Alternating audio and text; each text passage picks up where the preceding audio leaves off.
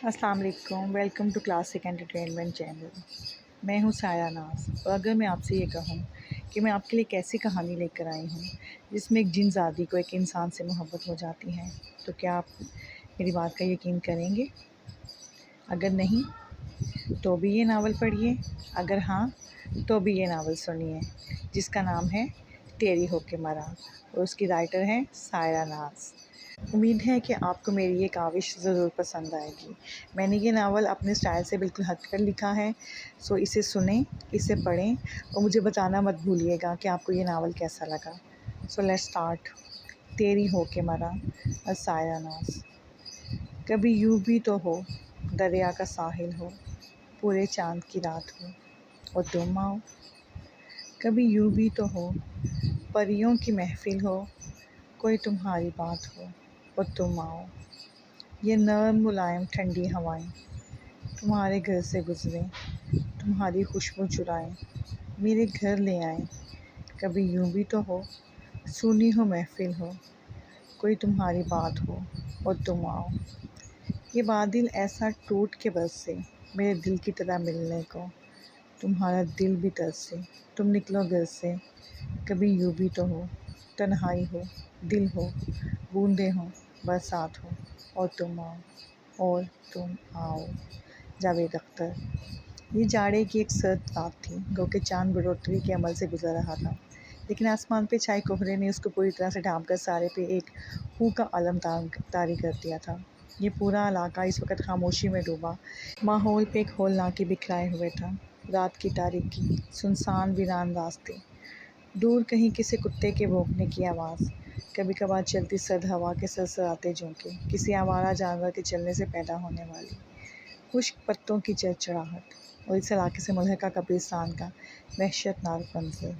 इन सब से बेनियाज स्याह हुड में मलबूस व वजूद एक सुनसान व तारीक गली में गाड़ी खड़ी करके बाहर निकला ही था कि एक तेज़ हवा का झोंका उसके सारे वजूद को छू कर गुजर गया। रेयान के लब एक पल को एक तल्ख मुस्कुराहट में ढलकर वापस सिमट गए थे। इस कदर सर्दी में भी उसे अपने वजूद में एक तपिश सी सरायत करती महसूस हुई, यूँ जैसे इसका बदन जलने लगा हो। उसकी हुड से झांकती सूरत निहारें एक पल को नज़रों का राविया मोड़कर वापस सामने टिक गई। तुमसे कितनी बार कहा है कि मेरा पीछा छोड़ दो, तुम्हें मुझसे कुछ भी हासिल नहीं होने वाला। उसने सर्द अंदाज में कहते अपने हुड को एक झटका दिया, तो उसमें से काला धुआं एकदम से यूँ निकला जैसे किसी वीरान घर में पड़े बरसों पुराने सोफे पर हाथ मारने से गर्द का एक बगोला उड़ा हो। वो स्याह धुआं अब उसके गिर चकराने लगा था, यूँ उसने उसे अंदर नज़रअंदाज करके अपने कदमों को आगे बढ़ने से ना रोका था। ओ ओ ओ वाओ! वो अपने मतलूबा दरवाजे से चंद गज दूर था कि एक भेड़िया नुमा जानवर अपनी आवाज़ की दहशत फैलाता उसके सामने आया, लेकिन उसी वक्त वो काला धुआं ऐसे उस भेड़िए के ऊपर हावी हुआ कि वह भेड़िया है बदताक आवाज़ें निकाला तेज़ी से अंधेरे में गुम हो गया। मैं इस वक्त सिर्फ सोना चाहता हूँ, सो मेरे पीछे मत आना। वो एक दरमियाने दर्जे के घर का हंसता खाल दरवाज़ा खोलकर अंदर दाखिल होने लगा, तो उस धुएं को हवा में तहलील होकर किसी शबीह में डलते देखा तो उसने उसे टोकना ज़रूरी समझा। हाँ हाँ हाँ, छन छन छन, तो मैं तुमसे आगे आ जाती हूँ।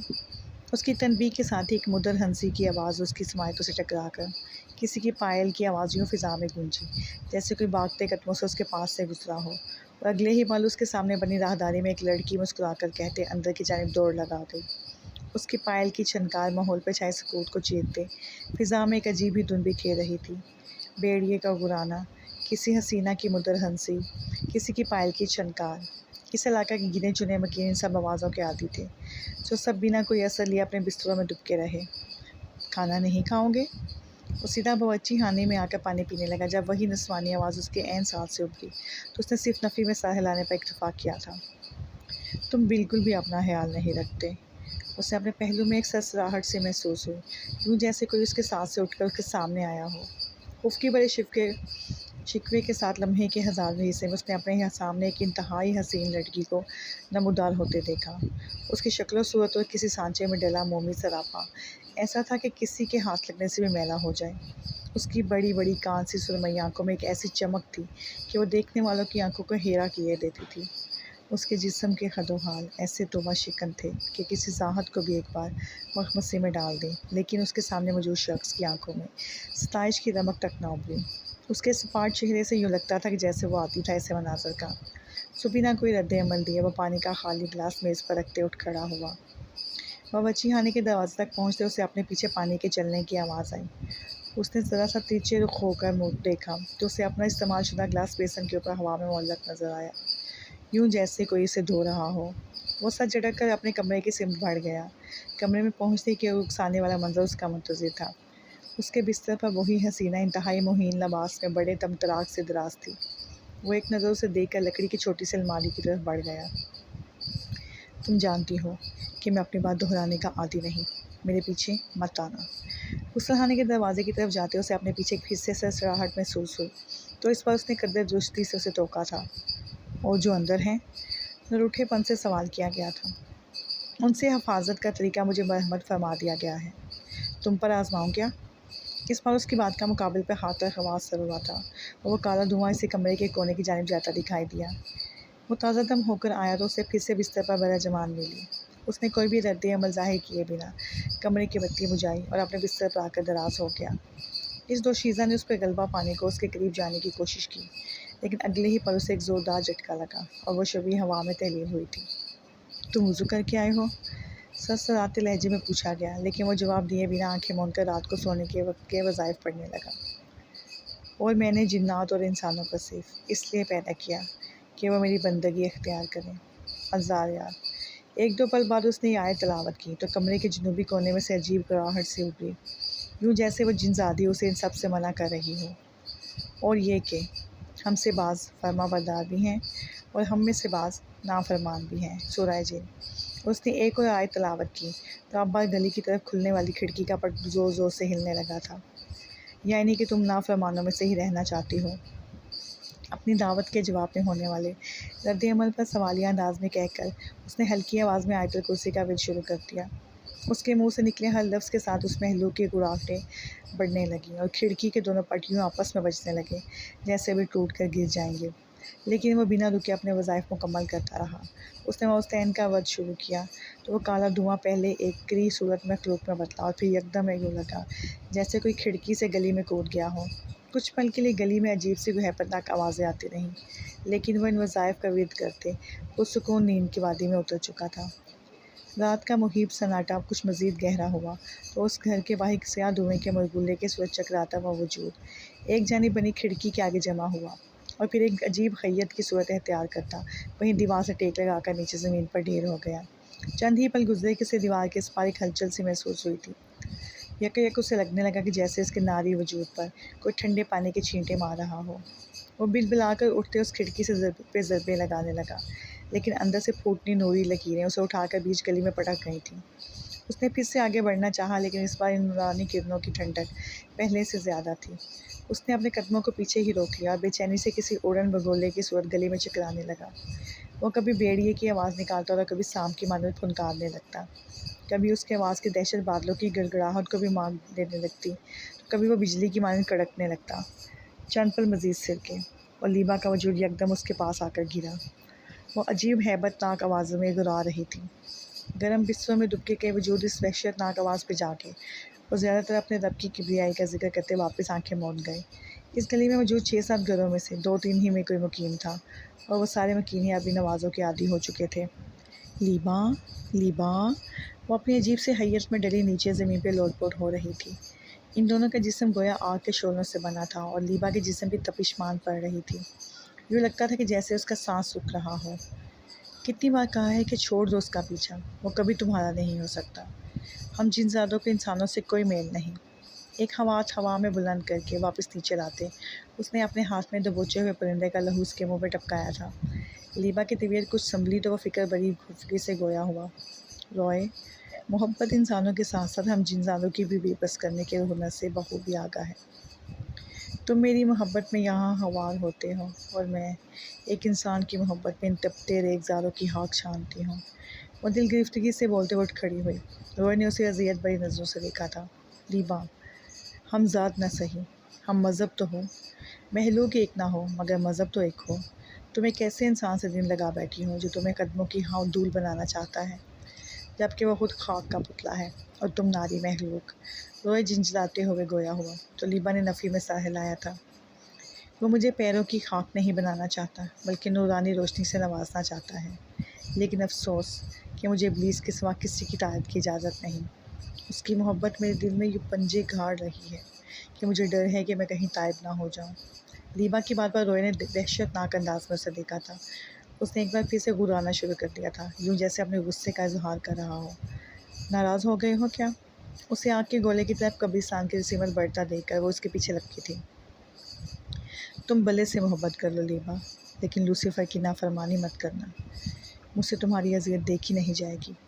हम यहाँ अपने कबीले से अलग भले ही हैं, लेकिन हमें मनमानी की इजाज़त फिर भी नहीं है। रोए ने उसे नसीहत व तनबीह एक साथ की थी। लीबा इस बार कुछ भी कहने से गुरेज पर था। वो चंद पल की खामोशी के बाद एक बिल्ली के रूप में कब्रिस्तान की दीवार पर बैठकर उस घर पर निगाहें टिकरा गई। रोए कुछ दूर एक दरख्त के तने से टिका इतनी ही वारफ्तगी से उसे देख रहा था जितने वारहानापन से लीबा उस घर को देख रही थी। जाने इस बगावत का अंजाम किसे भुगतना था। शाम ढलते ही इस दरगाह के अहाते में बहुत से दिए रोशन कर दिए गए थे। खासी तादाद में ज़ायरीन वहाँ आकर फातिहा कहने के बाद बहुत सी मिन्नतें मान रहे थे। इन सब से बेनियाज़ वो एक कोने में बैठी आने जाने वालों पर नज़र दौड़ा रही थी। वो बचपन से अपनी वालदा के साथ यहाँ आ रही थी, लेकिन न कभी उसने दिया जलाया था तो ना ही कभी मन्नत का धागा बांधा था। उसकी वालदा जितनी देर अंदर दरगाह पे लगाती, वो बाहर अहाते में बैठ कर मुख्तलिफ वज़ाइफ का वेट करती रहती। होश संभालने के बाद से वो बारहा अपनी वालदा के कहने पर भी अंदर कब्र पे फातिहा खाने के लिए ना गई थी, बल्कि वो यहीं बैठे बैठे पढ़कर बख्श दिया करती।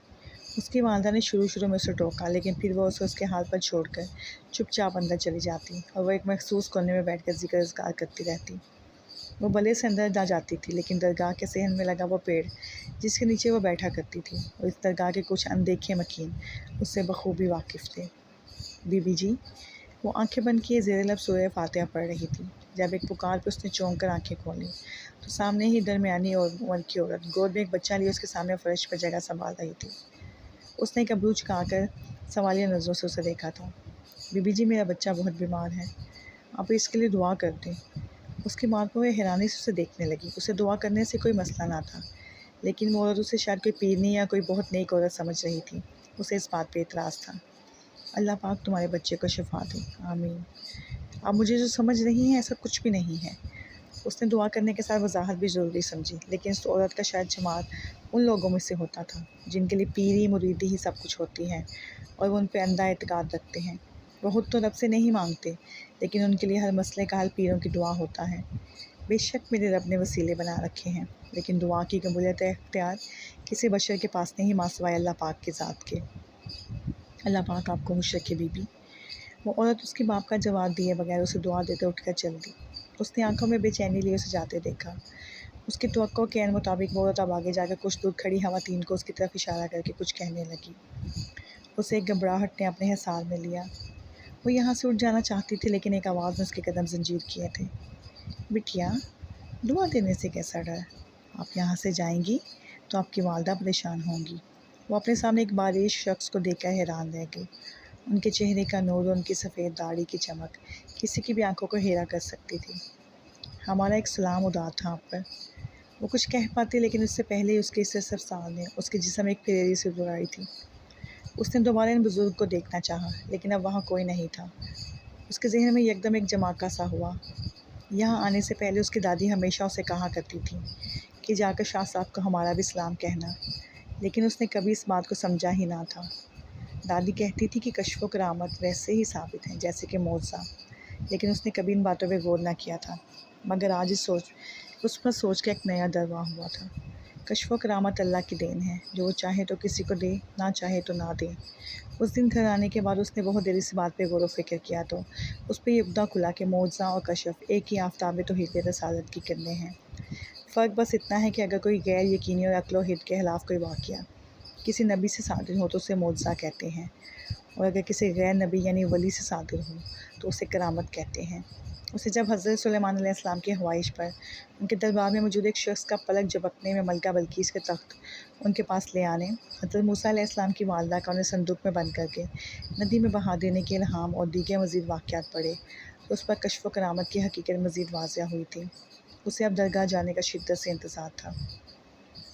सर्दियों का मौसम अपने अख्ताम की तरफ रुआ था। इन दिनों सुबह के वक्त मौसम कदरे बेहतर हो गया था। लेकिन रात को अभी भी कभी कभार धुंध पड़ जाया करती थी। ये भी एक ऐसी ही रात थी। वो कुछ देर पहले ही के अहम इजलास भुगता कर अपने लिए मुख्तसर होटल में आया था। नीचे इस्तकबालिया पर ही अपने लिए खाना भेजने का कह के वह कमरे में आते ही ताज़ा दम होने की वजह से वो सरहाने में घुस गया। वो सिर्फ ट्राउज़र पहन के कमरे में आया तो इसी स्नान में दरवाजे पर दस्तक हुई। वो आने वाले को इजाज़त देकर संगार मेज़ के सामने खड़ा होकर अपने बाल बनाने लगा था। सर, आपका खाना। उसने एक नुस्वानी आवाज़ पे फ़ौरन पलट कर देखा तो उसे स्याह चुस्त लिबास में मलबूस एक इंतहाई हसीन लड़की ट्रॉली लिए खड़ी नज़र आई। उसकी आंखों में हैरत से डर आई कि वह यहाँ अक्सर ठहरता था और यहाँ उससे पहले उसने कभी किसी खातून को अकेले मर्दों के कमरे में इस तरह की सर्विस करके लिए आते नहीं देखा था। यहाँ के अमले में ख़वातीन भी मौजूद थीं, लेकिन उन्हें सिर्फ ख़वातीन या फैमिलीज़ की सर्विस के लिए ही मुख्तस किया गया था। आप क्या लेंगे सर? वो अपने ख्यालों में मगन जब एक बार फिर इस लड़की की आवाज़ों से होश की दुनिया में वापस खींच लाई थी। उसकी आवाज़ का लोच उसके जिस्मानी खदोहाल से भी ज़्यादा मुतासिर कुन था। वो बिलाशुबा किसी को भी अपनी तरफ मुतवज्जो करने का हुनर रखती थी, लेकिन रेयान का मुतासिर होने का कोई इरादा न था। आप जाएं, मैं खुद ले लूँगा। उसने सर झटक कर करीबी सोफ़े से एक स्याह रंग की बुनियान उठाकर पहनते हुए उसे जाने का कहा, लेकिन अगले ही पल उसे हैरत का झटका सा लगा जब वो लड़की उसकी बात अनसुनी करके उसके लिए मेज़ पर बर्तन लगाने लगी। मोहतरमा, मैंने आपसे कहा है कुछ, आप जाएं यहाँ से। वो इस बार कदरे खुदरे लहजे में कहता है खुद एक सोफ़े पर बैठकर ट्रॉली अपनी जानिब खींच गया। वो एक गिलास में पानी उंडेल रहा था जब उसे करंट सा लगा। लड़की अब उसके साथ बिल्कुल बड़ा जवान हो गई थी। उसने रेयान के सर में उंगलियां चलाते अपना चेहरा उसके चेहरे के करीब लातों से मदहोश करना चाहा। रेयान तो बेबाकी के इस कदर खुले मुजाहरे पर दंग ही रह गया। वो इस लड़की को पीछे धकेल देना चाहता था, लेकिन कोई नादीदा ताकत उसे ऐसा करने से रोक रही थी। लीबा, तुम यहाँ क्या कर रही हो? करीब था कि वह हसीन क़यामत उसके लब को कैद करने में कामयाब ठहरती कि रेयान की निगाह उसकी आंखों पर ठहरी और इन आंखों की तपिश उससे पल भर में मुकाबिल का तारुफ करवा गई थी। वो एक झटके से पीछे होता हैरत से इस्तफसार कर गया, तुम्हें काबू में करने की कोशिश।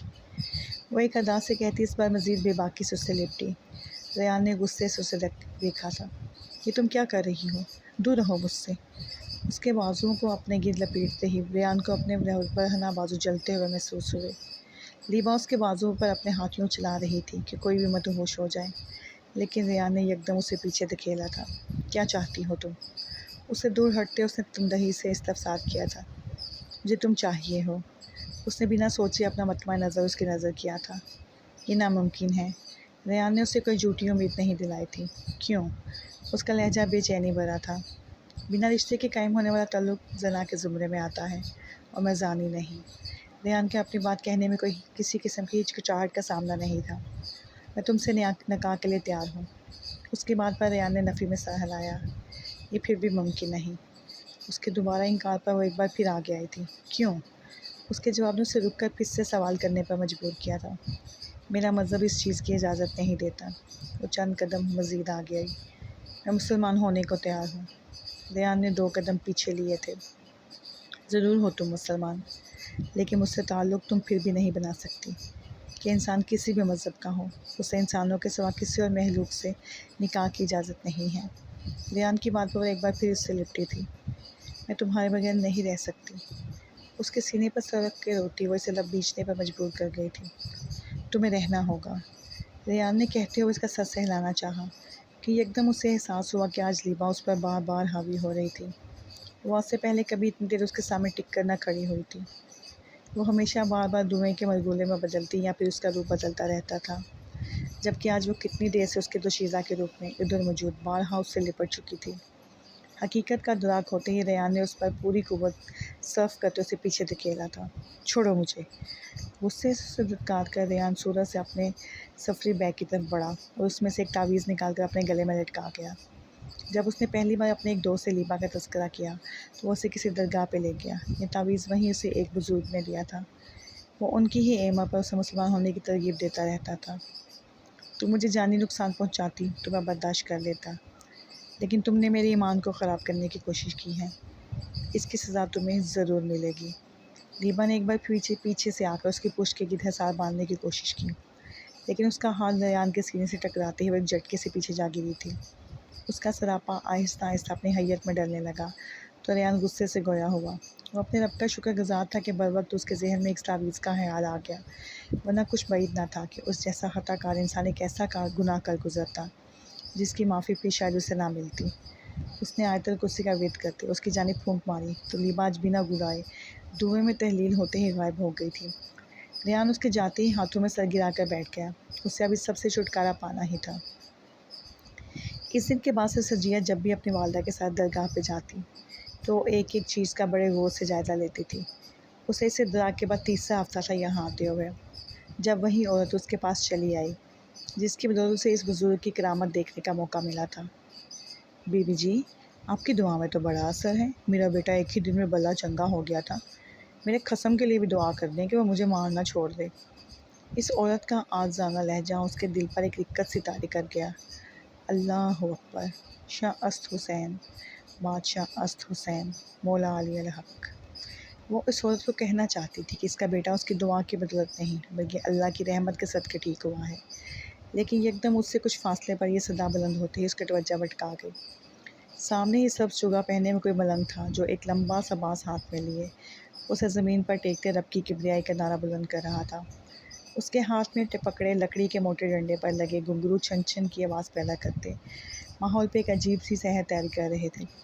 उसने चंद सानी शख्स को बेखुदी की कैफे में धमाल डालता देखने के बाद निगाह वापस मोड़ी तो उसे एक जर्जरी सी आई। इस औरत के साथ 2-3 खवातीन और भी बड़ा जमान थी। उन औरतों ने शायद उस दिन उस औरत की बात का यकीन नहीं किया था जिसके बच्चे के लिए उसने दुआ की थी, लेकिन अब इस औरत के बेटे के तंदुरुस्त हो जाने के बाद भी वो उसके पास दुआ के लिए चली आई थी। बीबी जी, मेरा कसम नशा करता है, उसके लिए दुआ कर दें। बीबी जी, मेरा काका सूखे का मरीज़ है, उसके लिए दुआ कर दें। उसके गिर्द बैठी खवातीन उसे अपने मसाइल से आगाह कर रही थीं, जबकि उसकी निगाह तो सामने खड़े उसी बारिश बुजुर्ग पे जमी थी जो उसे दुआई अंदाज में हाथ हिलाकर मुस्कुराते हुए देख रहे थे। बीबी जी, मेरी बेटी के लिए दुआ कर दें। जैसे किसी ख्वाब किसी कैफ़े से चौंकी थी। उसने दोबारा सामने निगाह की तो अब वहाँ कोई नहीं था। अल्लाह पाक तुम सबकी दुआएं कबूल फरमाए, आमीन।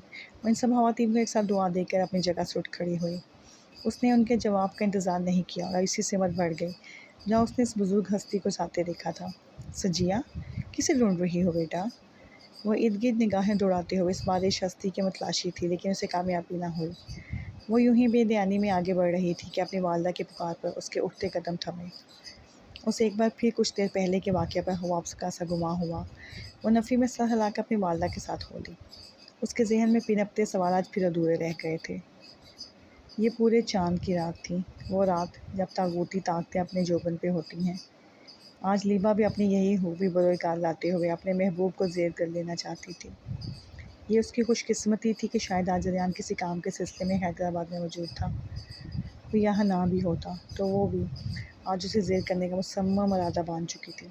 किसी भी इंसान को ज़ेर करने के लिए जिन्नाती ताकतें बहुत मायने रखती हैं, लेकिन अगर इंसान का ईमान मजबूत हो वो ख़ुद को अल्लाह की मदद से किसी न किसी तरह महफूज कर ही लेता है।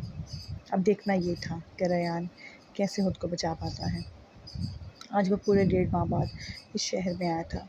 मीटिंग से फारिग होकर वो खाना खाने चला गया। रात कुछ मज़ीद गहरी हुई तो उसने अपने लिए मुख्तस करदा घर की राह ली।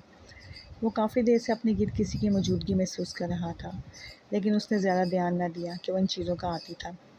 लेकिन आज सब में फ़र्क ये था कि उस एहसास को खुद पे हावी होना महसूस कर रहा था। इस रात वाले वाक़या के बाद सलीबा बहुत कम उसके सामने आई थी। गोया उससे नाराज़गी का इजहार कर रही हो, लेकिन उसने परवाह न की। वो अब खुद भी इस किस्से को तमाम कर देना चाहता था, और वैसे भी अब ये बात उसके घर वालों तक पहुंच गई थी। ये अपने घर वालों की बातों का भी असर था कि उसने लीबा से साफ बात करने की ठान ली थी। वो इन्हीं सोचों में गुम गाड़ी घर की जानिब ले जाने के बजाय यूं ही बेमकसद सड़कों पर घुमाने लगा। लीबा पिछले 3 सालों से उसकी ज़िंदगी में थी। पहले उसने उसे दुरुस्ती से भाग जाने का कहा, लेकिन वो नहीं मानी तो उसने उसे तवज्जो देना छोड़ दिया।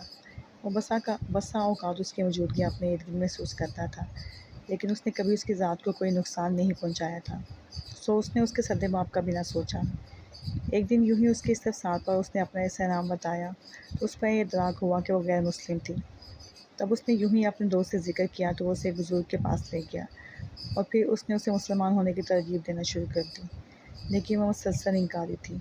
वो कराची का मुकीम था, लेकिन उसे दफ्तरी कामों के लिए सखर और हैदराबाद भी जाना पड़ता था, और लीबा से उसकी पहली मुलाकात भी सखराबाद से हैदराबाद जाते हुए थी।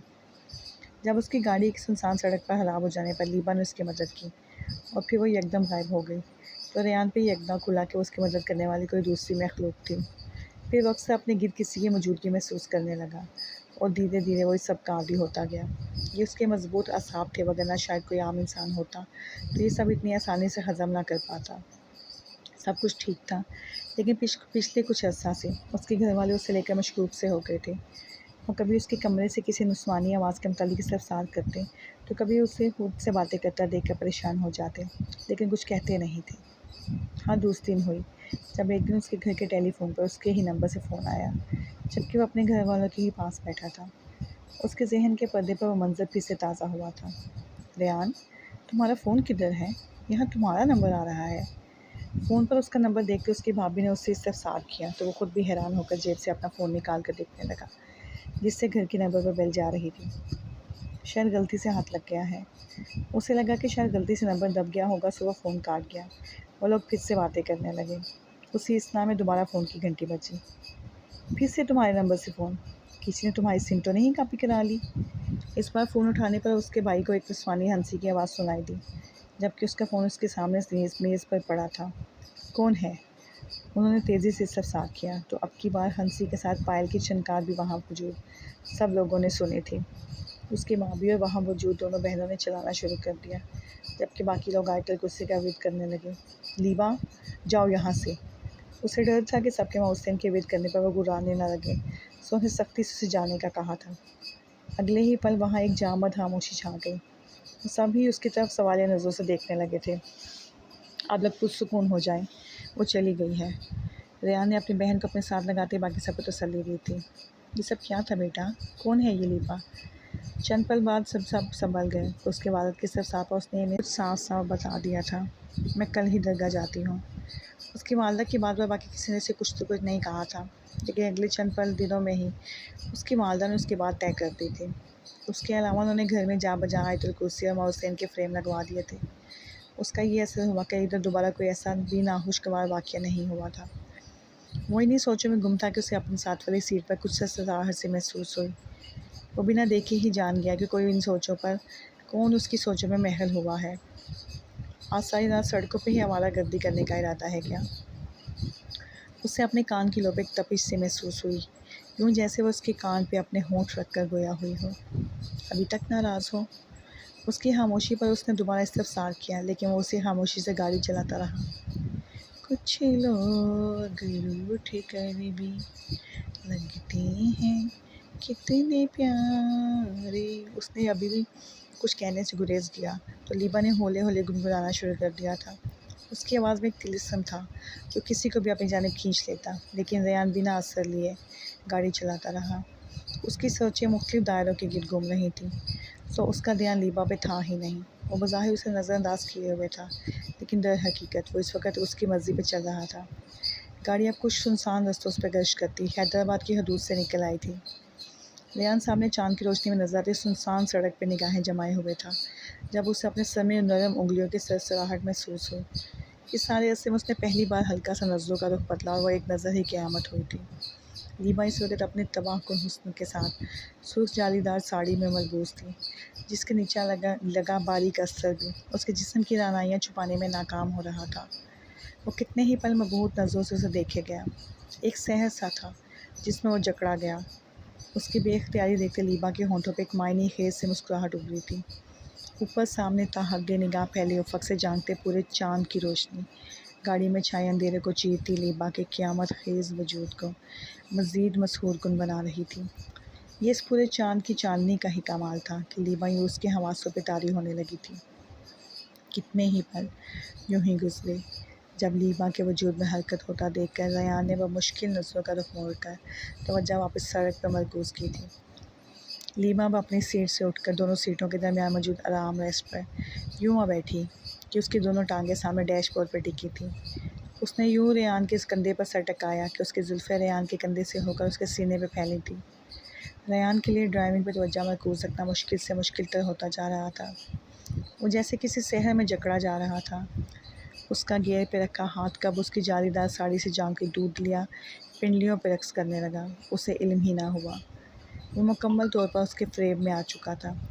लीबा कभी उसकी गोद में आकर बैठते, उसकी कमीज़ के बटनों से छेड़छाड़ करती, तो कभी वापस उसी हालत में नीम दराज होते, उसके बालों और सीने पर अपनी मोमली उंगलियों को थिरकाने लगती। रेयान इस वक्त मुकम्मल उसके बस में था कि वो कोई मुज़ाहमत ही ना कर पाया।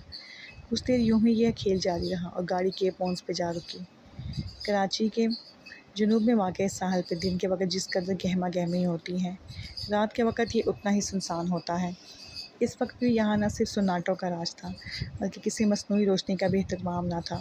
सिर्फ चाँद की दूधियाँ चाँदनी इस तारीकी को चीरती, समुद्र की शोर मचाती लहरों के साथ मिलकर फ़िज़ा में एक अजीब ही सांस बिखेर रही थी। आज रात आसमान के माथे पर सजा माहताब न सिर्फ समंदर की मौजों में तुग़यानी बर्पा कर रहा था, बल्कि गाड़ी से निकल के एक दूजे के आगे पीछे भागते अजनास के जज्बात में भी एक तलातुम बर्पा कर चुका था। लीबा गाड़ी रुकते ही खिलखिलाते हुए बाहर निकलकर साहिल की रेत पे दौड़ने लगी, तो रेयान भी गाड़ी का दरवाज़ा खुला छोड़कर उसके पीछे लपका था। सुनसान साहिल से सर टकराती मौजें और खामोश खड़े दरख्त, उनके पैरों के नीचे से फिसलती रेत, माहौल पे छाई पुरअसरारियत और आसमान पे मानी हेजी से मुस्कुराते चाँद के सिवा और कौन था वहाँ जो इनके इस खेल में खलल डालता। लीबा कभी इसकी बाहों के हसार में आती, तो फिर अगले ही पल हवा की सरसराहट की तरह उसके हाथों से फिसल जाती। भागते हुए उसकी साड़ी का पल्लू सिरक कर रेत पर सफ़र करने लगा था, जिससे इसके वजूद के नशेब व फराज मज़ीद वाज़िया होते रेयान के वजूद को मज़ीद बेकरार करने लगे थे। वो अब लीबा को खुद में पींच लेना चाहता था। रंग लगा दे रे, मोहे रंग लगा दे रे। वो बाहें फैलाए उसे अपने हाथों के इशारे से अपनी जानिब बुलाती, उधर सुरों में गुनगुनाने लगी थी। उसकी आवाज़ का लोच और उसके पैरों में बंदी पायल की छनकार रेयान को मुकम्मल बेबस किए दे रही थी। और यही तो वो चाहती थी कि उसे किसी चीज़ का होश ना रहे। वो कुल्ली तौर पर भूल चुका था कि उसे लीबा को अपने निकाह के बारे में इत्तला देनी थी। याद था तो बस लीबा की जादुई रूप और उसके दिलकश वजूद से छलकती रानाइयों से मिलने वाला लुत्फ़। वो इस बार मुकम्मल बेख्तियारी की कैफियत में उसकी तरफ बढ़ा और अगले ही पल वो उसकी गिरफ्त में थी। लीबा ने भी अब इस खेल को तमाम करने की ठानी कि रात आधे से ज़्यादा ढल गई थी। कुछ ही देर में चाँद रखते सर पर बांध लेता तो उसकी ताकत कम होने लगती। रेयान ने उसके नीम और वजूद को अपनी बाहों में कसते उसके होंठों को अपनी कैद में किया था। लीबा इस सब में इसका भरपूर साथ दे रही थी। उनके लबों के इत्तिसाल से फ़िज़ा में कुछ देर पहले वाला इत्याशा मुकम्मल सुकून में डाला, तो माहौल पर छाई पुरअसरारियत में यकायक एक वहशतनाक सा इज़ाफ़ा हुआ था। समुद्र की मौजें अब साहिल के किनारों से सर पटकने लगी थीं। चंद पल यूं ही अपनी तशनगी मिटाने के बाद रेयान पीछे होता हुआ अपनी कमीज़ के ऊपरी बटन खोल रहा था। लीबा मोहब्बत व हवस भरी निगाहों से उसे देखे गई। उसके सुर्ख रंग से सजे बड़े बड़े होंठ इस मंज़र पे नीमवा से हुए। उसने रेयान के चेहरे को नज़रों में रखते होंठों पर ज़बान फेर कर अपने लबों को तर किया। उसके चेहरे से होती उसकी निगाहें रेयान के गले में लटकते काले धागे पे टिक गई थी। ये धागा उसी तावीज़ का था जो अब तक उनके मिलाप के बीच सबसे बड़ी रुकावट बना हुआ था।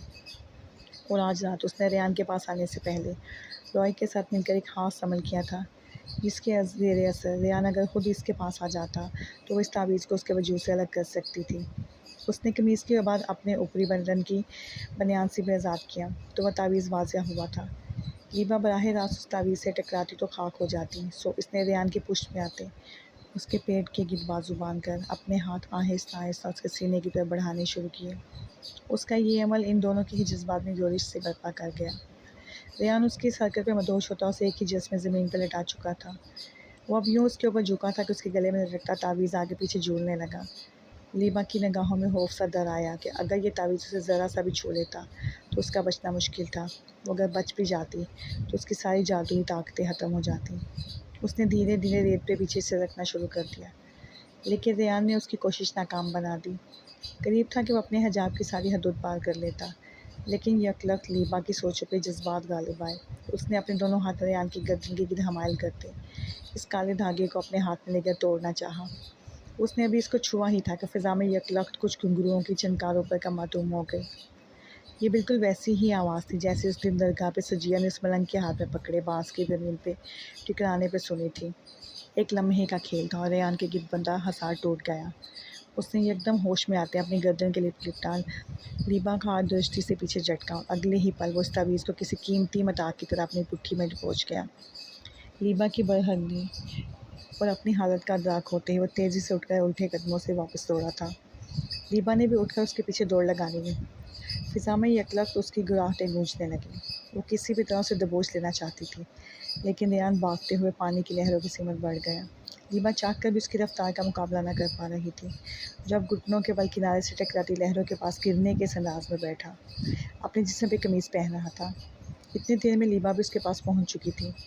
वो दीवानगी के आलम में उसे अपनी जानिब खींच लेना चाहती थी, लेकिन अगले ही पल वो करंट खाकर पीछे गिरी कि रेयान आवाज़ें बुलंद ताउज़ तस्मियाँ पढ़ते अपने जिस्म पे पानी डालने लगा था। रेयान की खुशकिस्मती कि आसमां पे पूरी आबोताब से चमकते चांद को यकयक काले बादलों ने अपनी लपेट में ले लिया। लीबा का वजूद सब होले होले सुस्त पड़ने लगा था। उफ़क़ पे छाए बादलों में अब गड़गड़ाहट सी होने लगी थी। समुंदर की मौजों का ये शोर यकयम कई बेड़ियों की हैबतनाक आवाज़ों तले दब गया। यूँ लगता था कि वहाँ खड़े तारीक पेड़ों में से कई अनदेखे वजूद चिल्लाने लगे हों, लेकिन रेयान सब फरामोश किया अपने इर्द गिर्द से बेनियाज़ अब समुद्र के खारे पानी से वज़ू करने लगा था। वो जैसे जैसे वज़ू करके मराहिल तय कर रहा था, वैसे ही लीबा की हैयत भी बदलने लगी थी। फ़िज़ा में इसके बैन और नोहे बुलंद होने लगे तो रेयान की आवाज़ इन सब पे गालिब आई, जो अब सजदे में गिरा अपने रब के हज़ूर बुलंद आवाज़ में इस्तग़फ़ार का विद कर रहा था। वो रो रहा था और इस रहमान और रहीम की रहमत तलब करता जा रहा था। लीबा चीख चला रही थी, लेकिन वो रेयान के करीब ना जा पा रही थी। आसमान से गिरती बूंदें अब ज़ोर पकड़ने लगी थीं, लेकिन रेयान को किसी चीज़ की फ़िक्र न थी। इस्तग़फ़ार पढ़ते पढ़ते उसने आयतुल कुर्सी पढ़ना शुरू कर दी, तो उसका वजूद किसी सूखे पत्ते की मानिंद लरज़ने लगा। रेयान पे अपने रब की हैबत तारी थी, तो लीबा पे एक जुनून सवार था, मगर वह फिर भी कामयाब ना हो सकी और रेयान के वजूद से फूटती रोशनी उसे धुएँ के मलगुले में तब्दील होकर वहाँ से फ़रार होने पर मजबूर कर गई। रेयान सब भुलाए बस अपने रब से रहम की फ़रियाद करता रहा। उस साहल से कई मील दूर अपने बिस्तर पे दराज नींद में डूबी सजिया इस सारे मंज़र का आखिरी हिस्सा एक ख्वाब की सूरत देख रही थी। बिटिया, वो ना वली है और ना ही कोई बरगज़ीदा इंसान, लेकिन वो फिर भी अपने रब को बहुत प्यारा है कि वो हकूक़ुल्लाह हकूक़ुल इबाद एहसन तरीके से निभाने वाला शख्स है। उसकी कदर करना। अब उसे मौत तो आ जाएगी, लेकिन वो इस जिनज़ादी के काबू में नहीं आएगा। यकयक मंज़र बदला और वही बुज़ुर्ग उसके ख्वाब में चले आए। उनकी बात के इख्तिताम पर हमेशा की तरह एक रोशनी से उनके पीछे रह गई। वो इसके साथ ही सजिया की आँख खुल गई, जो इस वक्त पूरी तरह पसीने में शराबूर थी। आज शाम में ही तो उसकी वालिदा ने उसे रेयान की तस्वीर दिखाकर उसके निकाह की तारीख तय हो जाने का बताया था, और आज ही उस पर उसकी ज़ात के सारे असरार खोल दिए गए थे। वो कुछ देर यूं ही गहरे सांस भरती खुद को पुरसुकून करने की कोशिश करती रही, जब चंद लम्हों बाद फ़िज़ा में अज़ान की आवाज़ गूंजी थी। वो सब अपने मालिक की हकीकियत सबूत कर दी, उठकर वज़ू करने चल दी। वो महलूक थी, उसका काम अपने रब की किबरियाई बयान करना था, और वो खालिक है जो यकीनन उसके लिए बेहतरीन सोचने वाला है। वक्त के ख्याल में चंद सिक्के मज़ीद गिरे और रेयान और सजिया के निकाह में सिर्फ एक दिन रह गया था। रेयान इस दिन वही साहल पे कितनी ही देर गिरियाज़ारी में मशगूल रहा। जो उसके रब का करम था कि उसने उसे बदकारी से दूर रखा, वो कि उसे अगले 3-4 दिन हैदराबाद में ही रहना था, लेकिन वो वहाँ से सीधा घर लौट आया। उस दिन के बाद से उसने खुद को आयतुल कुर्सी और गौसदैन के हिसार में रखना शुरू कर दिया था। वो नहीं चाहता था कि लीबा को फिर से उस पर हावी होने का मौका मिले। गुज़रे 8-10 दिनों में उसने लीबा की मौजूदगी अपने गिर्द महसूस नहीं की थी, लेकिन एक आध बार उसने खुद को किसी नज़रों के हिसार में ज़रूर महसूस किया था। उससे इस सब से कुछ ख़ास फ़र्क तो ना पड़ा था, लेकिन वो सजिया को लेकर थोड़ा मुहतात हो ज़रूर था। वो नहीं चाहता था कि उसके निकाह की बात जानकर लीबा से कोई नुकसान पहुँचाने की कोशिश करे। वो निकाह से पहले सजिया को सब बता देना चाहता था, लेकिन उसे इल्म ही ना था कि वो तो सब पहले ही जानती हैं। वो फ़ोन हाथ में लिए उसका नंबर मिलाने का सोच ही रहा था कि इसे यूँ लगा कि वो किसी दरगाह के अहाते में हो। उसने चौंक कर नज़रें अपने अतराफ़ में दौड़ाईं, तो निगाह एक बालिश बुज़ुर्ग पे जा ठहरी। लीबा को खबर मिल चुकी है। कल की रात उस पर बहुत भारी है। सजिया की फ़िक्र मत करो। वो जब अपनी माँ के पेट में थी तब से ही हमारी नज़रों में है। वो सो जाएं तो उसे जगाना मत, और जब जागे तो दुआए मुबाशरत ज़रूर पढ़ लेना। वो अपनी बात कहकर गायब हो गए तो रेयान को लगा कि वो जैसे किसी ख्वाब से जागा हो। वो फ़ोन एक जानिब रख कर बिस्तर पर दराज हो गया। कुछ देर यूँ ही कसरतमंदी से पड़े रहने के बाद वो अपनी वालिदा की फ़ोन आने पर लेने की वजह से सुनार की दुकान की तरफ निकल गया। गाड़ी में बैठते ही से वहाँ किसी और की मौजूदगी भी महसूस हो गई थी। रेयान ने बेसाख्ता अपने लब भींचे। इस एहसास के साथ वो क्या कुछ ना याद आया था उसे। कुछ देर पहले वाले ख्वाब का असर ना होता तो वो फ़ौरन उसे भगा देता, लेकिन अब वो एक बार उसकी बात सुन लेना चाहता था। वो नहीं चाहता था कि लीबा उससे कोई उम्मीद रखे। उसने खुद से बात का आगाज़ नहीं किया, बल्कि खामोशी से गाड़ी चलाता रहा। तुम मेरे साथ ऐसा नहीं कर सकते। चंद पल की खामोशी के बाद भी यकीने में डूबी नुस्वानी आवाज़ गाड़ी में उभरी, लेकिन वो खुद उसके सामने नहीं आई। रेहान को भी उसे देखने की चाह ना थी। क्या किया है मैंने? बेतासुर लहजे में सवाल किया गया था। तुम निकाह कर रहे हो और मुझसे पूछ रहे हो क्या किया है? उसके लहजे से मुतरश्शि बेचैनी, इस बात की गमास थी कि महलूक कोई भी हो, तकलीफ़ में दर्द का एहसास एक जैसा होता है। तो मेरे निकाह करने से तुम्हारे लिए कौन सी कबाहत है? रेहान ने अपने लहजे को किसी भी जज्बे से आरी रखा कि उसे उम्मीद की कोई भी डोर नहीं थमाना चाहता था। तुम सब जानते हो, फिर भी ऐसा कह रहे हो? उसकी बेयकीनी ख़त्म होने का नाम ही ना ले रही थी। तुम भी सब जानते बूझते क्यों खुद को ख़वार कर रही हो? इस बार उसने कदर नरमी से इस्तफसार किया था। रेहान, मैं तुमसे मोहब्बत करती हूँ। वो दर्द भरी बेबसी से गोया हुई। लीबा, मैं तुम्हारे जज्बात की कदर करता हूँ, लेकिन अफसोस मैं तुम्हारे लिए कुछ नहीं कर सकता। तुम जितना मेरे करीब आने की कोशिश करोगी, उतना ही अपने लिए मुश्किलात पैदा करोगी। तुम जो चाहती हो उसे ना तुम्हारे कबीले वाले कबूल करेंगे और ना ही हमारा इस मज़हब इस बात की इजाज़त देता है। बेहतर है कि तुम वापस लौट जाओ। इस बार रेहान ने काफ़ी तफसील से अपना नुक्ता नज़र वाज़ा किया, लेकिन वो कुछ समझने को तैयार ही ना थी। ये मुमकिन नहीं है। उसके लहजे में हर डरमी का अंसर नुमाया था। जो तुम चाहती हो वो भी किसी सूरत मुमकिन नहीं। रेहान का भी लहजा सख्त और उसके चेहरे के तासुर पथरीले हो गए थे। तुम अगर मेरे नहीं तो मैं फिर या मर जाऊंगी या मार दूंगी। उसकी धमकी का भी रेहान पे कोई असर ना हुआ था। ये दोनों ही तुम्हारे इख्तियार में नहीं है। उसने ये जतलाना ज़रूरी समझा कि जिस चीज़ का दावा कर रही है वो सिर्फ खालिक़े कायनात के हाथ में है। कोशिश करने में क्या हर्ज है? वो अपनी ज़िद पे अड़ी रही। लीबा, मैंने तुम्हें बेज़र पाया, सो तुम्हारे साथ नरमी बरतता रहा, लेकिन अब तुम मेरे ईमान के लिए ख़तरा हो, सो ये मेरे बस में नहीं है कि मैं तुम्हें कोई रियायत दूँ। उसकी तनबीह का मुकाबले पे खातिर हुआ असर हुआ। वो लड़की अगर बच गई तो तुम्हें हर हमा मुझसे मिलने आना होगा। उसे सौदेबाजी करना चाहिए, हरगिज़ नहीं। रेहान का अंदाज़ तो टोक था। मैं उसे मार दूंगी रेहान। वो किसी भी तरह उसे ज़ेर कर लेना चाहती थी, मगर हर बार इसके दांव से बच निकलने के बाद उसका ईमान मजबूत हो जाता था। ये तो तय था कि वो अब उसके जान से में नहीं आएगा। लीबा, तुम उस पर कादिर नहीं हो, लेकिन दोबारा कभी मेरे सामने आना चाहो तो शायद तुम्हें पछताने का भी मौका ना मिले। उसकी बात के जवाब में रेहान की मुखालिफ सिम की खिड़की का शीशा एकदम नीचे होकर उसे कोई धुआं सर हुआ हवा में तहलील होता दिखाई दिया। वो इसके यूँ जाने पर से झटक कर अपनी सारी तवज्जो गाड़ी चलाने पर मरकूज़ कर गया था। जाने अब कल का दिन क्या क्या राज लेकर तुलूम होने वाला था। शाम के धुंधलगे साए गहरे होने लगे।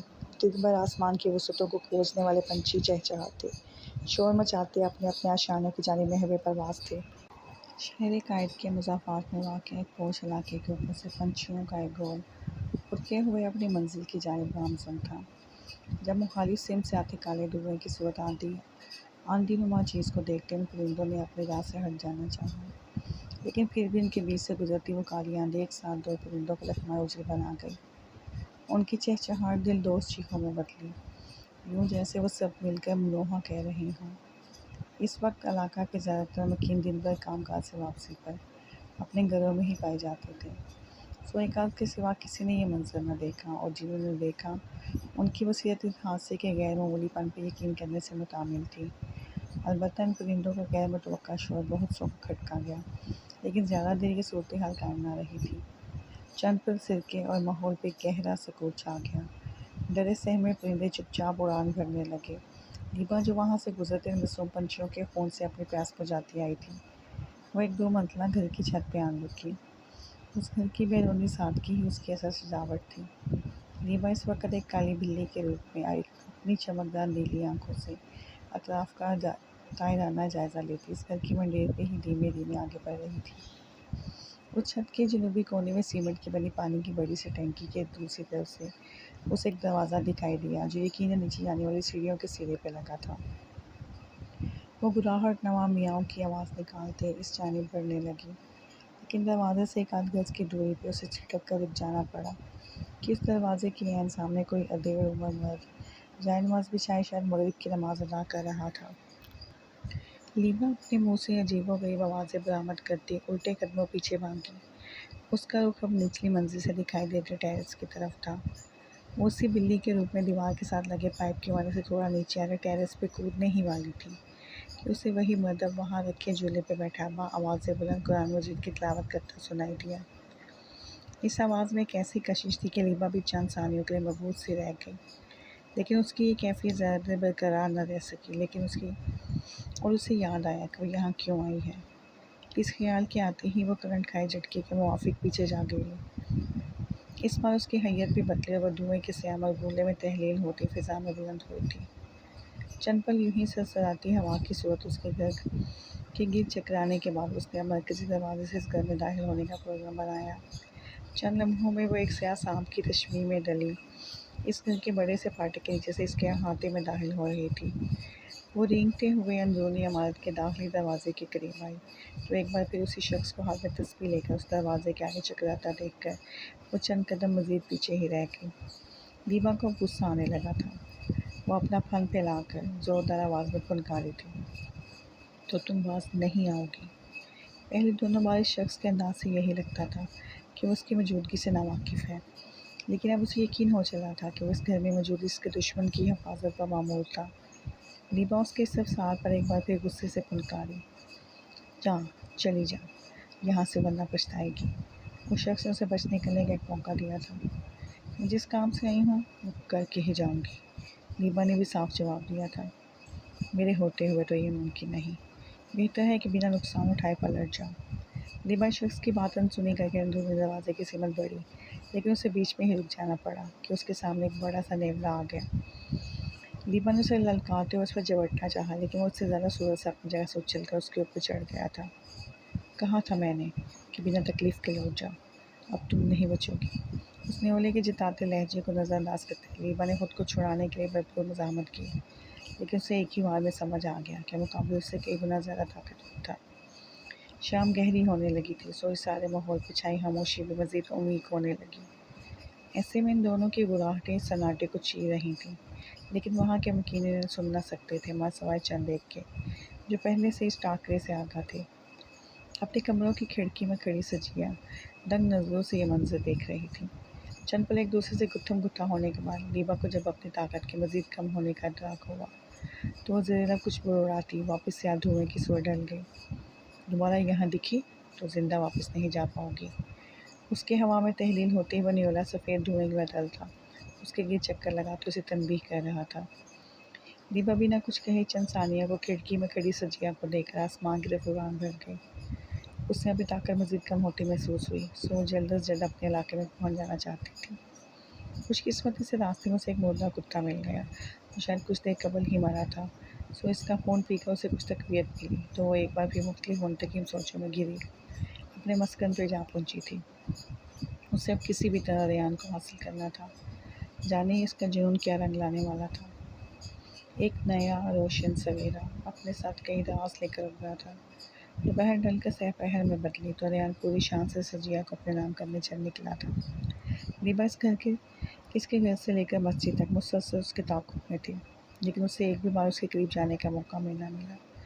एक तो कल रात के हमले के बाद से उसकी जादुई ताकत खासी कम हो गई थी, और दूसरा उसके बाजू पर बंदा इमाम ज़ामन और उसके गिर्द खींचा कोई रूहानी हिसार उसकी राह की रुकावट बन रहा था। उसमें तुस्सी वारात में शामिल किसी भी फ़र्द को कोई नुकसान न पहुँचा पा रही थी। वो लोग मस्जिद में दाखिल हो गए तो लीबा बाहर बेचैनी से चकराने लगी। कुछ ही देर में एक और गाड़ी वहाँ आकर रुकी तो लीबा तेज़ी से सिमट पड़ी ताकि दुल्हन या उसके साथ मौजूद किसी शख्स को नुकसान पहुँचाकर इस निकाह में खलल डाल सके, लेकिन वो यहाँ भी नाकाम ठहरी कि वही कल वाला शख्स इस पर दुल्हन की गाड़ी के ड्राइवर की हैसियत से वहाँ मौजूद था। लीबा को देखते ही उसने मुँह में कुछ पड़कर उसकी जानिब फूंका तो उसे यूँ लगा जैसे किसने जलते पानी की छींटे इस पर दे मारे हों। वो तड़प कर पीछे को जा गिरी। वो उठना चाहती थी, लेकिन यूँ लगता था जैसे किसी ने उसके हाथ पैर बांध दिए हों। वो सब लोग गाड़ी से उतर कर मस्जिद की इमारत में दाखिल होने लगे तो स्याह बड़ी सी चादर के जानती दो काली आंखों ने तरहम से उसे देखा। इस चादर से जानता ज़रदार लिबास उसके तन बदन में एक आग सी भड़का गया था। वो गुर्राते हुए खुद को छुड़ाने की कोशिश करने लगी, लेकिन बेसूरत। अंदर कुछ ही देर में मुबारक सलामत का शोर उठा तो लीबा बेदम सी होती होशो हवास से बेगाना हो गई थी। निकाह के बाद घर की तरफ जाने की वजह से सजिया के हमरा गाड़ी में सवार होते रेयान की निगाहों से लीबा का लावा वजूद महफी नहीं रहा था। उसकी हालत देख कर उसका दिल दुख से भर गया कि इसने तो उसे राह रास्त पर लाने की कोशिश की थी, मगर उसकी किस्मत में ख्वारी ही लिखी थी। वो बोझल दिल के साथ वहाँ से रवाना हो गया। घर आने के बाद खाने का दौर चला और फिर उसकी वालदा ने सजिया को उसके कमरे में भिजवा दिया था। रेहान जब इशा अदा करके कमरे में आया तो उस बुजुर्ग की कही बात के मुताबिक सजिया से दुल्हन के रूप में ही सोई मिली थी। रेहान उसके करीब बिस्तर पर जमान होता पूरी इश्तियाक नज़रों से नहारने लगा कि सामने दराज वजूद इसका महरम था और वो उस पर मुकम्मल हक रखता था। सुर्ख ज़रदार आंचल के घेरे में सोरा संगार किए चेहरे पर सबसे ज़्यादा खूबसूरत उसे साहरा की या सुर्ख याकूती लब लगे थे। घासे से सजे आज़ू पे साया फिगन लांबी पलकें भी उसे अपनी जानिब खींचती महसूस हुई। सुर्ख कामदार लबादे में लिपटा बदन उसके धड़कनों में इंतशार बर्पा कर रहा था। वो इस फन किताब का वर्क खोल कर पढ़ने का मुतमन्नी था, लेकिन अभी शायद इसका मुनासिब वक्त न आया था। जज्बात से मगलूब होकर उसने उसके चेहरे पर अपनी अंगिश्त शहादत फेरनी चाही, लेकिन उसी पल उसके कमरे की खिड़की का शीशा यूं खड़खड़ाया जैसे कोई चीज़ उसके साथ आकर बजी हो। रेहान आगे बढ़कर देखना चाहता था कि क्या मामला है, जब उसे एकदम कुछ गुनगुरों की आवाज़ आई और वो उठते उठते बैठ गया। बाहर अब यूँ लगता था जैसे कोई भेड़िया गुरा रहा हो, और फिर ऐसा लगा कि जैसे कोई आपस में गुत्थम गुत्था हो गया हो। सारी बात समझते रेहान ने आवाज़ बुलंद आयतुल कुर्सी और मोहसिन का वर्ड शुरू कर दिया था। 15-20 मिनट मुख्तलिफ़ किस्म की हैबतनाक व गज़बनाक आवाज़ें उसकी समायतों से टकराती रहीं, लेकिन उसने अपने ज़बान को कलाम इलाही के ज़िक्र से हटने ना दिया। फिर यकायक एक गुराहट नमा कराह के साथ माहौल पे हैबतनाक सन्नाटा सा तारी हो गया। रेहान अभी भी विर्द जारी रखे हुए था। जब उसे बैठे बैठे ऊँघ आई तो उसने एक बार फिर खुद को उस दरगाह के सहन में बैठे पाया। उसके सामने वही बुजुर्ग एक मेंबर पर बराजमान थे। ये रॉय था, लिबा का आशिक। वो लिबा की ख़राब हालत का बदला लेने आया था, लेकिन अब वो कम से कम 15 दिनों तक तुम लोग के करीब पटक भी ना सकेंगे। दुआ याद से पढ़ना। उनकी बात ख़त्म होते ही रेहान बिस्तर पर होने वाली ससराहट महसूस करते ही आंखें खोल गया। उसके पहलू में दराज सजिया अब ज़रा सा कसमसाकर मंदी मंदी आंखें खोल रही थी। माज़रत ख्वाह हूँ, मुझे इल्म ही नहीं हुआ कि कब आँख लग गई। सजिया ने उठकर बैठते नदामत से कहा तो रेहान ने भी साफ तलफ़ी में सर हिलाया था। अच्छा हुआ आप कुछ देर सो गई, अब रात भर जागने में मसला नहीं होगा। ज़ुमाइनी अंदाज में कहता वो उसे शर्म से सुध पड़ने पर मजबूर कर गया। रेहान इस दिलकश नज़ारे पर महजूब सा होता, उसका चेहरा अपने हाथों में भरकर उसके पिशाने से पिशाने टिकाती। वह आवाज़ें बुलंद लब की मरहमत करता दुआ पढ़ के उसकी ज़ात में पिनहा सवालों में छुपे भेद खोलने लगा था। अगले 15 दिन इनके एक दूसरे की कुर्बत में गुमगुज़ नहायत तेज़ी से गुजरे थे। इन जाते दिनों में रेहान पे ये इतना खुला कि उसकी शरीक हयात किसी की कश्फ व करामत के ज़ेरे ज़ाया थी। वो लोग पिछले एक हफ्ते से शुमाली इलाका जात की सैर को आए हुए थे। एक रात खाना बाहर खाने के बाद रेहान ने जेब में हाथ डाला तो उस पर यह संगीन इदराक हुआ कि उसका बटवा होटल में ही रह गया है। सजिया का भी बैग होटल में ही था। वो परेशानी के आलम में गिरा ये सोच रहा था कि अब क्या करे, जब सजिया की आवाज़ उसके कानों से टकराई जो उसे अपनी जेब में से पैसे निकालने का कह रही थी। रेहान जानता था कि उसने सारे पैसे बटवे में रखे थे और वैसे भी चंद लम्हे पहले वो अपनी जेबें खंगाल चुका था, लेकिन फिर भी उसके कहने पर जब उसने भी कान के अंदाज में जेब में हाथ डाला तो अपनी जेब से बरामद होने वाले नोटों को देखकर उसे हैरत का एक शदीद झटका लगा था। सजिया ने मुस्कुराते हुए उसे बिल देने का कहा तो वो इससे मुतवज्जो हो गया। वो इससे सवाल करना चाहता था, लेकिन उसकी ज़बान पे कफल सा पड़ गया। होटल वापस आने के बाद उसे एक और शौक लगा जब उसने देखा कि उसमें से इतने ही पैसे कम थे जितने उसने होटल में अपनी जेब से निकाले थे। वो लोग एक दूसरे की संगत में खुशपाश बेफिक्री से दिन गुजार रहे थे। इन 15 दिनों में उन्होंने जैसे सारी ज़िंदगी जी ली थी और उन्हें इल्म ही ना था कि कोई काला साया दबे पाँव उनके सिम बढ़ने वाला है। रात आधे से ज़्यादा गुजरी तो माहौल पे छाए सन्नाटे में वहशत कुछ मज़ीद बढ़ने लगी थी। आज आसमान पे बादलों ने डेरा डाल रखा था जो हर गुजरे लम्हे के साथ रात की स्याही के साथ मिलते बारीक से बारीक तरीन होते जा रहे थे। हैदराबाद में रेहान के रिहायशी इलाका से मुल्हका कब्रिस्तान में इस वक्त खूब का आलम तारी था। जनूबी जानिब वाक़या कुछ कब्रों की एक कितार के पीछे पीछे कई 100 साल पुराना बरगद वक्त यूँ खड़ा था कि उसकी शाही इर्द गिर्द की कई कब्रों को ढांपे हुए थी। इन्हीं घनी शाहों के पीछे इस वक्त 2 सियाल हेल हुए, यूँ बड़ा जमान थे कि इनके जिस्म आपस में मिले हुए दिखाई देते थे। बस में गर्दुलेबा, यूँ कब तक इस बेवफा का शौक मनाओगी? रॉय जो इसे अपने हिसाब में लिए हुए था, उससे अलग होते हुए मोहब्बत बड़ी बेबसी से बोला, मैं क्या करूँ रॉय, मुझे सुकून नहीं मिल रहा। मेरे अंदर एक बांबर जल रहा है, जी चाह रहा है कि सारी दुनिया को तहस नहस कर दूँ। उसने कितने आराम से कह दिया कि वो मेरे लिए कुछ नहीं कर सकता। मैं उसके लिए कोई मायने ही नहीं रखती। पिछले 15 दिन से वो इस हराफा के साथ है। उसे एक भी बार मेरा ख्याल नहीं आया कि मैं किस हाल में हूँ। रीमा का दिल नोहा कुना था। वो दोनों कुछ देर पहले ही अपनी वादी से लौटे थे, जहाँ पिछले 15 दिन से उनका इलाज जारी था। वो दोनों अपनी ज़बान में बात कर रहे थे, लेकिन आम इंसानों के लिए उनकी आवाज़ की बेड़ियों के एक साथ मिलकर गुराने जैसी थी। इस वक्त भी उनकी गिरावटें माहौल पर एक वहशत सी तारी कर रही थी। तो चलो फिर ख़त्म कर दें उन दोनों को। वो मर जाएगा तो तुम उसकी कब्र कपड़ा मस्कन बना लेना। रोए को तो मौका मिला था शख्स के इंतकाम लेने का, जिसने उसकी मोहब्बत उससे छीन ली, तो वो क्यों करना उस मौका से फ़ायदा उठाता। लीबा का जिस्म भले से उसके दस्तरस में था, लेकिन उसकी सोचों का महवर आज भी रेयान ही था। उसके मशवरे पर लीबा ने पुरसोच निगाहों से उसकी जानिब देखा था। सोच क्या रही हो? वो आज रात की ट्रेन से पंजाब से वापस आ रहा है। कुछ ही देर में उसकी ट्रेन हमारे स्टेशन पर रुकेगी। पिछली बार हम अकेले अकेले गए थे, लेकिन अब जब हम मिलकर उन पर हमला करेंगे तो वो बच नहीं पाएंगे। रॉय ने लोहा गर्म देखकर मज़ीद चोट की तो लीबा कुछ सोचते हुए गोया हुई, हम सिर्फ उसकी बीवी को मारेंगे। मुझे रेयान ज़िंदा चाहिए है। रॉय इसकी बात से मुत्तफिक नहीं था, लेकिन बज़ाहिर उसकी हाँ में हाँ मिलाते वो दोनों करीब हैबतनाक आवाज़ें निकालते पलक झपकते में स्टेशन पहुंच चुके थे। उनका इरादा जानकर आसमान ने भी ज़ोरों शोर से बरसना शुरू कर दिया था। उनकी वहाँ आमद के 3-4 मिनट बाद ही पंजाब से आने वाली ट्रेन वहाँ आकर रुकी थी। वो दोनों आंधी की सी तेज़ी से उन दोनों को तलाशने लगे, जो उन्हें रेल के दरमियानी डिब्बों में सवार मिल गए। वो दोनों इस वक्त वहाँ तनहा थे कि रेयान ने एक प्राइवेट कैबिन बुक किया हुआ था, जबकि उस कैबिन के बाहर वाले डिब्बे के मुसाफिर खाने पीने की गर्ज से नीचे उतर गए थे। उन दोनों को दरगाह वाले बुजुर्ग हस्ती की जानिब से हैदराबाद के स्टेशन पर गाड़ी से ना उतरने की सख्त हदायत थी, सो वो वहीं बैठे रहे। लीबा उसे देखते ही जट ट्रेन में सवार हुई, लेकिन दोनों की सीट से कुछ ही कदमों की दूरी पर उसी मौक्कल ने उसका रास्ता रोका, जो उस दिन सजिया के घर पर मौजूद था। वो उससे कुछ कहता, इससे पहले ही बेड़ी के रूप में रॉय ने उसकी पूछ से उस पर हमला किया था। वो मुंह के बल ज़मीन पर गिरा। उसने उसको उठने की मोहलत दिए बिना ही उसकी गर्दन में अपने नुकीले दांत गाड़ दिए थे। एक दूसरे से बातों में मगन रेयान और सजिया को इस वाक़या का इल्म ही ना हो सका। लोग चौंके तो तब, जब इन्हें अपने करीब किसी की सरसराहट से महसूस हुई थी।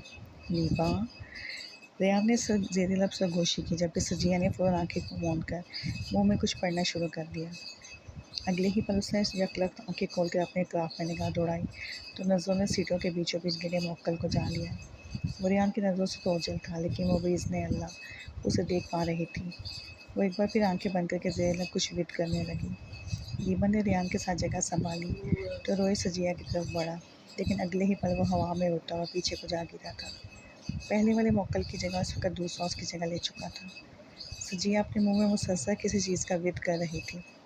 कहा था ना मैंने कि तुम मेरे हो। रेयान की सरगोशी का जवाब खासे रूखे लहजे में आया था।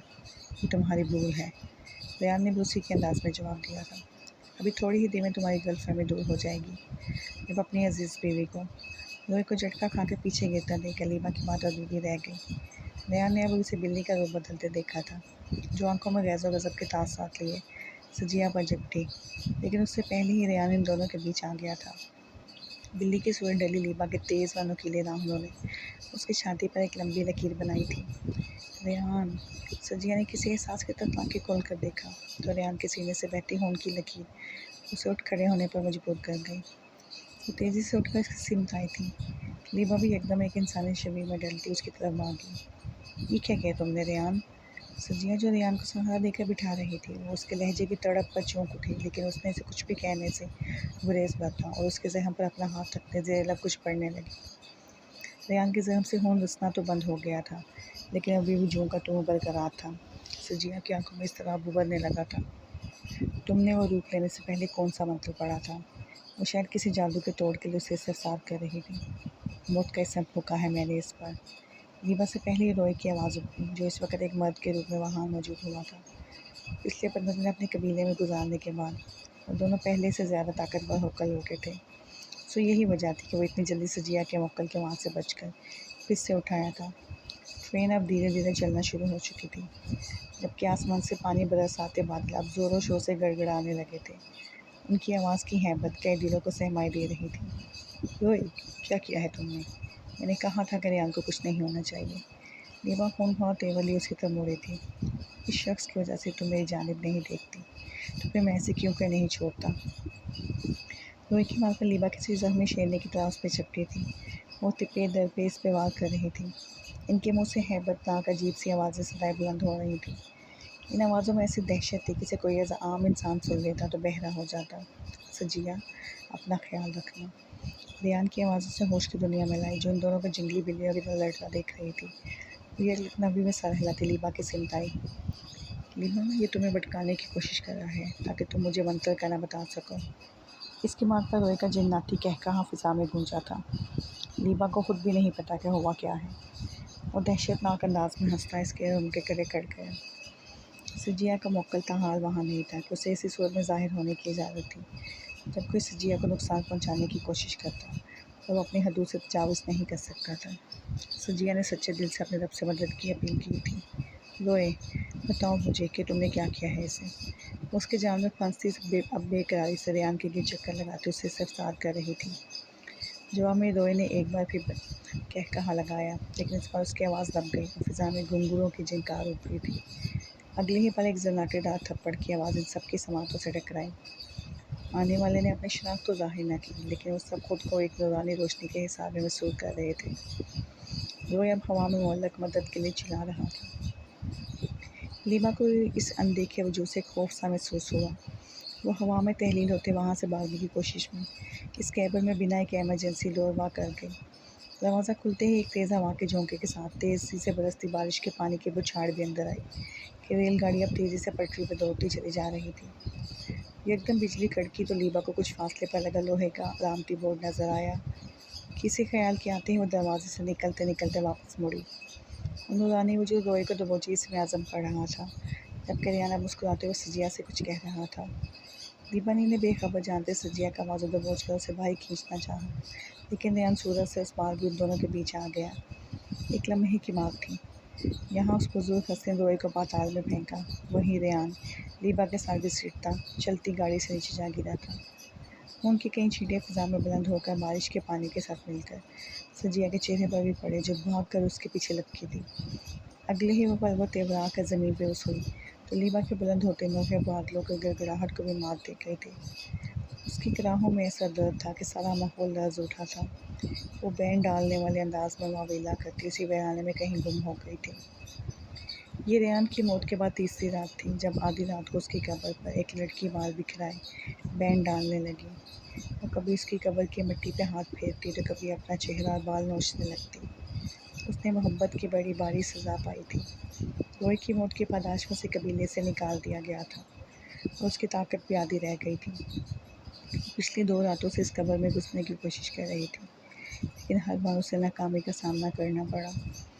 और कभी बिल्ली बनती तो कभी चूहा, तो कभी कोई हशरात बस, लेकिन वो रेयान तक न पहुंच पा रही थी। इस बार उसने आंखें मूंद कर अपना पूरा ध्यान लगाते जेर लब कोई बंतर पड़ा तो वो बिलाहिर एक सांप के रूप में डल गई। वो बाहिस्तगी से रेंगते हुए ज़मीन में बलबलाने की कोशिश कर रही थी कि यह कर फिजा में उसकी एक दिलखराश चीख गूंजी।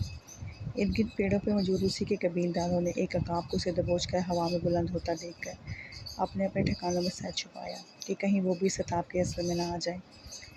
मुझे रेयान के पास जाना है, वो गुर्रा रही थी, बिलबिला रही थी, चीख रही थी, लेकिन उसकी दाद रसी न हुई। इस उकाब ने उसे ले जाकर उसी दरगाह के कोहरे कुएं में जा फेंका था, जहाँ से उसके लिए निकलना नामुमकिन था। उसे अब अपनी मौत का यहीं इस अंधी खाई में रहना था। वो रोज़ 5 वक्त अज़ान की आवाज़ सुनती और बैंड डालती कि उसने रेयान की बात मानकर हदायत क्यों नहीं पकड़ी। वो मुसलमान हो जाती तो भले ही रेयान उसका कुर्ब ना मिलता, लेकिन उसके करीब तो रह सकती थी ना।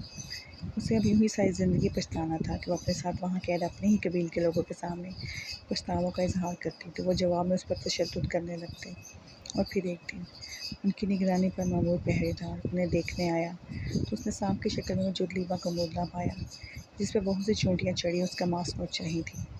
इलाहा वो अपने कॉल पे पूरा उतरी थी। उसने एक बार रोए से कहा था, मैं उसके नाम पे जी रही हूँ तो फिर उसके नाम पे मर भी जाऊँगी।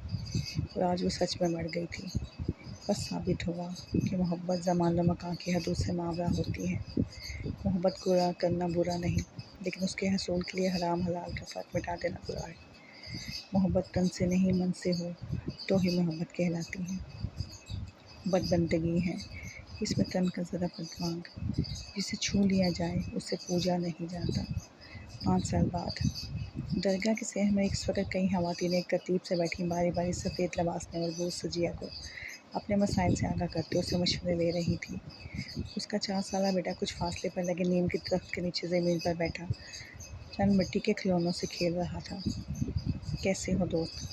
बच्चा खेलते खेलते उपता गया तो मुंतज़िर निगाहों से अपनी माँ को देखने लगा ताकि वो जल्द फारिग होकर उसे दादा दादी से मिलवाने ले जाए। वो अपनी माँ को देखकर ज़मीन पे आड़ी पीछे सतरे खींच रहा था। जब अपने करीब एक आवाज़ के उभरने पर उसने नज़रों का रुख मोड़ा तो उसकी नज़र खुद से 8 फीट के फासले पर बैठे वजूद पर पड़ी, जो कद में उससे भी आधा था। तुम कौन हो? उसने जवाब देने के बजाय सवाल किया था। मैं तुम्हारा दोस्त हूँ, फट से जवाब आया था। तुम कौन हो? उस बच्चे ने एक बार फिर अपना सवाल दोहराया तो वह गर्दन मोड़कर उसकी माँ को देखने लगा। जब इन ख़वातीन को सामने सूरह जिन की इब्तिदाई आयत पढ़कर उन्हें जिन्नात के गिरोह के इस्लाम लाने का वाक़या सुना रही थी, वो अब उसके सवाल का मफ़हूम समझ गया था। मैं मुसलमान हूँ। उसके जवाब पर वो बच्चा मुतमईन होता अब उसके साथ खेलने लगा था। बरसों पहले रेयान ने एक जिन को मुसलमान करने की कोशिश की थी और आज एक मुसलमान जिन उसके बेटे से दोस्ती करने चले आया था। ये सिलसिला नस्ल दर नस्ल चलना था। शायद दरगाह के अहाते में अगरबत्तियाँ जला दी गई थीं। वो मलक फिर से अपना बाँस टेकता गुंगरों की सदा बुलंद कर रहा था। फ़िज़ा में पुरस्कारियत सी दर आई थी और सबसे बेनियाज वो 2 बच्चे खेलने में मगन थे, जिनकी दोस्ती अब शायद कुछ नई तारीख़ रकम करने वाली थी। ख़त्म शुद्ध। आपको ये नावल कैसा लगा? अपनी राय से आगाह करना मत भूलिएगा। अल्लाह हाफ़िज़।